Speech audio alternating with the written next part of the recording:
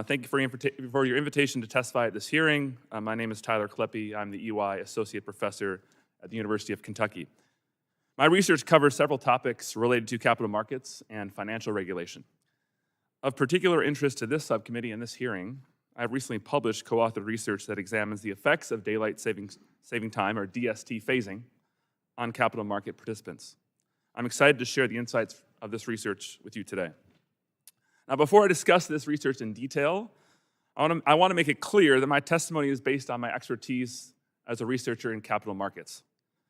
I'm not an expert on the psychological or psychophysical impacts of DST phasing, but that said, my interest in studying the effects of DST phasing on capital markets was motivated by the considerable evidence, including some that's been mentioned by the members already, across other disciplines, indicating that DST adjustments negatively impact individuals and yield various negative consequences, including increased traffic and workplace accidents, atypically punitive judicial sentencing, and higher frequencies of heart attacks and brain dysfunction.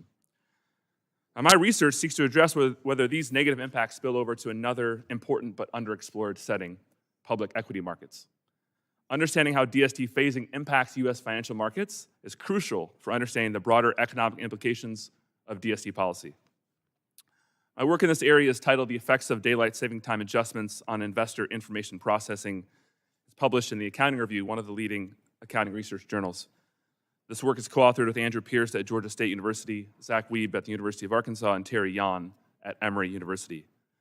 Now, in this study, we examine the effects of spring forward, so in March, the DST advances on U.S. investors' processing of corporate earnings news. We focus on advances in March because these time shifts occurred during spring earnings season, which, as many of you might be aware of, it's a period when many public companies disclose earnings news to investors and other capital market stakeholders.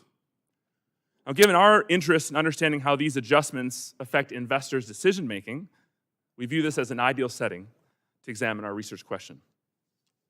Using quarterly earnings announcements made by U.S. companies during this current DST regime, so we looked specifically from 2007 through 2018, we examined investors' price responsiveness to earnings news.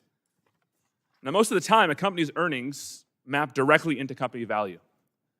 And consistent with this, decades of research in accounting and finance have shown that earnings news impacts stock prices. This finding is so robust, it is a classical test of market efficiency in the capital markets literature.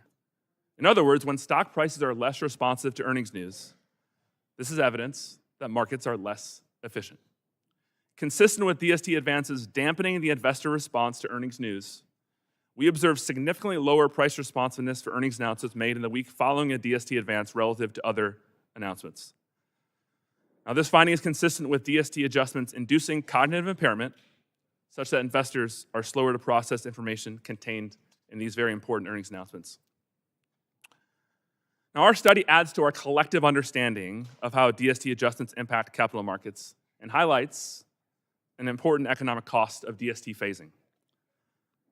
Market efficiency is crucial for a well-functioning financial system, and thus we view our evidence that DST advances impair the efficiency of U.S. equity markets, which are well known as the most efficient and sophisticated markets in the world, to be meaningful and relevant to U.S. policymakers.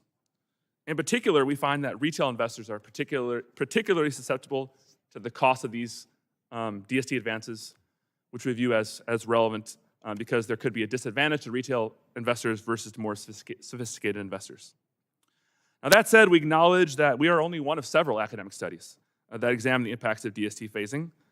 Thus, I believe it is prudent to consider the evidence as a whole in making any policy decisions, as opposed to focusing on one particular finding in isolation. Moreover, our evidence cannot speak directly to any potential changes in processing costs associated with remaining on daylight saving time or standard time permanently, which is a common challenge in the academic literature since we, as most of us as Americans, aside from a few states, have been experiencing these biannual time shifts for several decades.